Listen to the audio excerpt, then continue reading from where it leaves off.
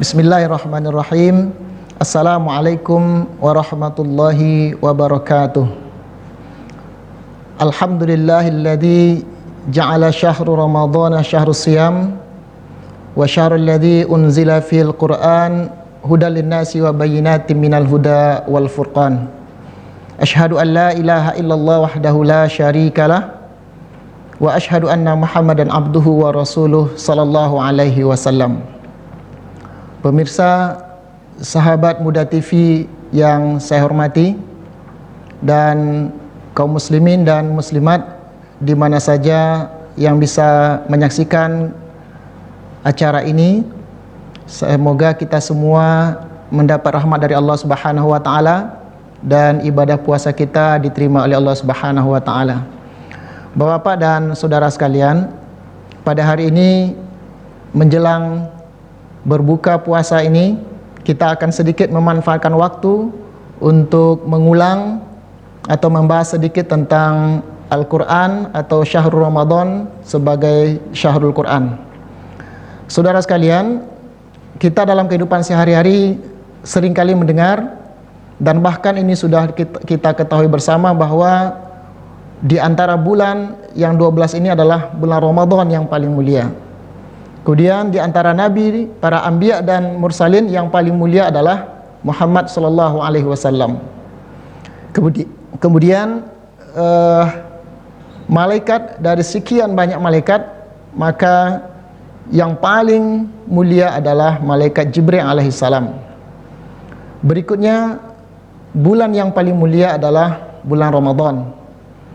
Kemudian kalau kita lihat tempat di muka bumi ini, Allah Subhanahu wa taala memuliakan dua tempat, yaitu Makkah dan Madinah Al-Munawwarah. Tentu kita sekalian bertanya, kenapa Allah Subhanahu wa taala muliakan Nabi Muhammad, muliakan bulan Ramadan, muliakan Jibril alaihissalam, muliakan Makkah dan Madinah? Jawabannya tidak lain adalah terkait dengan Al-Quran. Ramadan dimuliakan karena dalam bulan Ramadan lah Al-Quran diturunkan. Dan di antara 29 dan 30 hari bulan Ramadan, ada satu malam yang juga sangat dimuliakan oleh Allah, yang berbeda dengan malam-malam yang lainnya. Ini disebabkan juga dengan Al-Quranul Karim. Muhammad SAW dimuliakan Allah Subhanahu wa taala dibandingkan dengan para nabi dan para rasul yang lain juga berkaitan dengan Al-Quran. Jibril alaihissalam dimuliakan Allah juga karena Jibril lah perantara yang menurunkan wahyu Al-Quranul Karim. Makkah dan Madinah menjadi tempat yang paling mulia di muka bumi ini, itu tidak lain karena di Makkah dan Madinah Allah Subhanahu wa taala turunkan Al-Quran sebagai hidayah dan furqan. Kaum muslimin yang dirahmati Allah Subhanahu wa taala, benarlah apa yang disabdakan oleh Rasulullah sallallahu alaihi wasallam sebagaimana yang disampaikan oleh Umar bin Khattab radhiyallahu anhu, qala Rasulullah sallallahu alaihi wasallam, innallaha yarfa'u bihadzal kitab aqwaman wa yad'u bihi akharin.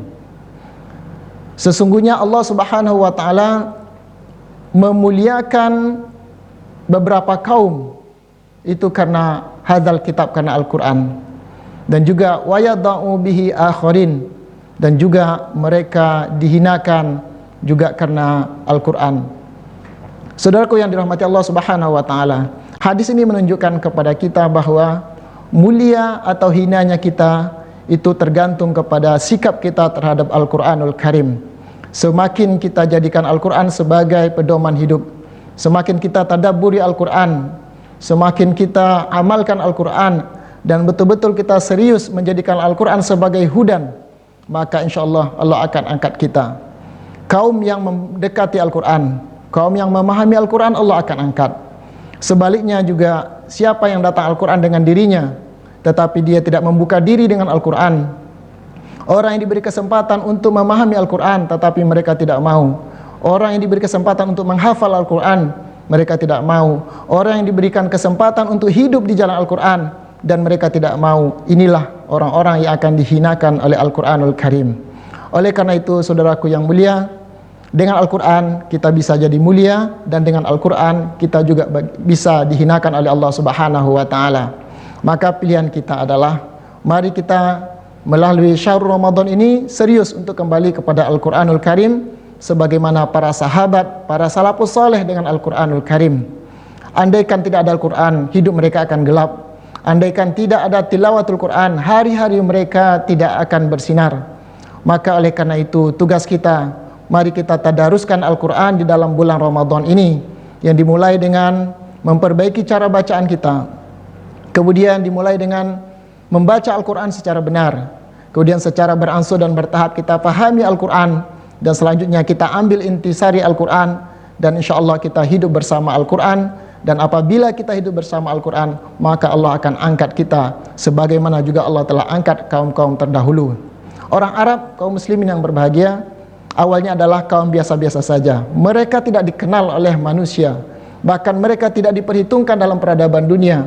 Tetapi begitu datang Al-Quran dan mereka terima Al-Quran, maka Allah angkat mereka, sehingga Arab pada waktu itu menjadi mercusuar peradaban dengan hidayah yang disampaikan Allah Subhanahu wa ta'ala melalui Al-Quran. Kaum muslim yang berbahagia, ada satu ulasan utama, ada satu alasan utama yang harus kita pegang sehingga kita bersemangat mempelajari Al-Quran. Apa alasan itu kaum muslim yang berbahagia? Ternyata semakin kita pelajari Al-Quran, kita dapatkan 3 informasi sekaligus yang tidak akan kita dapatkan di bacaan-bacaan yang lain. Siapa yang ingin mengetahui masa lalu, baca Al-Quran. Karena Al-Quran sebagian besarnya, lebih dari 70% isinya adalah sejarah. Dari situ kita bisa mentadabburi bagaimana Allah angkat kaum, bagaimana Allah hancurkan kaum, bagaimana Allah hinakan sebuah kaum yang menentang Allah, dan bagaimana Allah muliakan juga sebagian kaum lain yang betul-betul dekat dengan Allah Subhanahu wa ta'ala. Jadi dengan membaca Al-Quran kita mendapatkan secara valid informasi-informasi masa lalu, terutama terkait dengan sejarah. Kemudian dengan mempelajari Al-Quran juga kita dapatkan informasi kekinian, informasi aktual yang sedang terjadi, dan apa tugas-tugas kita sebagai seorang hamba itu sudah diatur oleh Allah Subhanahu wa ta'ala melalui Al-Quran, terutama melalui ajaran-ajaran mengenai hukum, mengenai ibadah, mengenai akhlak dan lain sebagainya. Yang terakhir, Al-Quran juga memberikan informasi masa depan, yaitu sesuatu yang akan terjadi. Apa yang akan gambaran seperti apa yang akan dihadapi oleh manusia di akhir zaman. Bahkan bukan hanya di akhir zaman, setelah meninggal nanti Allah akan berikan kabar, begini loh nasib manusia yang dekat dengan Al-Quran, dan inilah akibat manusia yang jauh dengan Al-Quran. Inti kata, mari kita dekat dengan Al-Quran, karena orang semakin dekat dengan orang semakin dekat dengan Al-Quran, mereka akan cerdas. Kenapa? Karena mereka akan dapatkan informasi yang valid terhadap informasi masa lalu atau sejarah. Mereka akan tahu informasi terkini yang harus dilaksanakan berupa hukum yang telah ditetapkan oleh Allah, dan mereka juga akan tahu sejarah masa depan. Dan sejarah masa depan yang dikabarkan Al-Quran itu adalah pasti, karena diinformasikan oleh oleh zat yang memiliki skenario masa depan, yaitu Allah Subhanahu wa ta'ala. Semoga dalam bulan puasa Ramadan ini, walaupun tinggal separuh hari lagi, mari kita semangat kembali kepada Al-Quran, mengkhatamkan Al-Quran, mempelajari Al-Quran. Semoga dengan begitu insya Allah kita diangkat, terasbab kita dekat dengan Al-Quranul Karim. Demikian saja kultum singkat ini, semoga ini bermanfaat bagi kita semua, dan puasa kita diterima oleh Allah Subhanahu wa ta'ala. Saya Henry Sayuti mengucapkan selamat berbuka dari studio TV Muda Pekanbaru. Saya ucapkan selamat berbuka puasa, dan semoga kita diberi hidayah oleh Allah melalui Al-Quranul Karim. Assalamualaikum warahmatullahi wabarakatuh.